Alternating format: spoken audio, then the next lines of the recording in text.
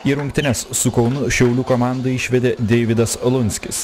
Su iki tol buvusiu komandos kapitonu Egidiju Žukausku rungtynių išvakarėse abipusių susitarimų buvo nutraukta sutartis. Kaunui ir Šiauliams šiais metais keliami skirtingi tikslai. Tai parodė ir žaidimas. Kaunas nuo pat pradžių galvojo apie puolimą. Pirmąją progą įmušti turėjo Artūras Rimkevičius. Tačiau nepataikė į vartus. 14 rungtynių minutę Tadas Špukas pažeidė taisyklės atrodytų nepavojingoje aikštės vietoje. Ledesma pakėlė kamuolį link vartininko aikštelės.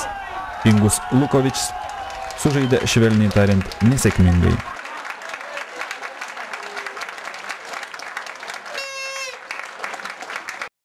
Dar kartą epizodas, kuris Ingusui turėtų sapnuotis baisiausiuose košmaruose. Kaunas įsiveržė į priekį.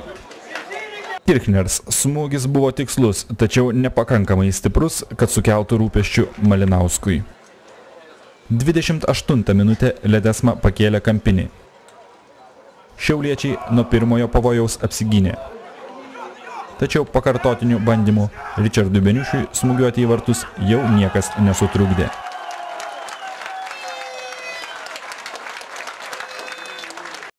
Keturioliktasis rezultatyviausio A lygos žaidėjo įvartis.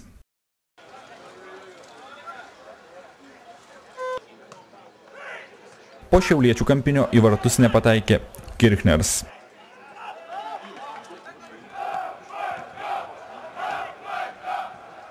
Netrukus prie Kauno vartų buvo skirtas dar vienas baudos smūgis. Tačiau ir šį kartą rimtai grasinti vartams nepavyko. Antrojo kėlinio pradžioje po eilinio kampinio Rimkevičius įmušė trečiąjį įvartį.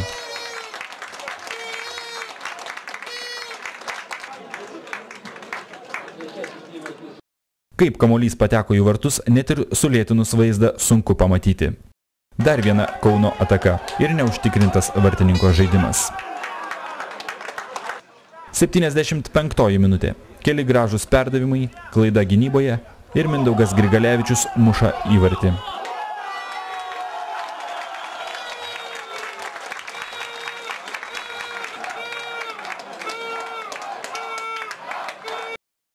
Dar kartą Kauno ataka pasibaigusi ketvirtuoju tiksliu smūgiu.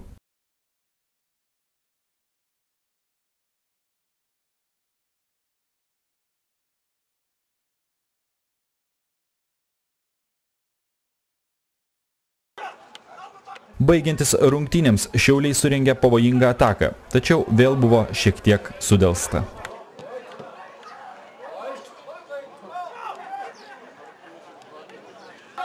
O čia Beniušis, paįvairindamas rungtynes, vietoj kamuolio atsidūrė tinkle.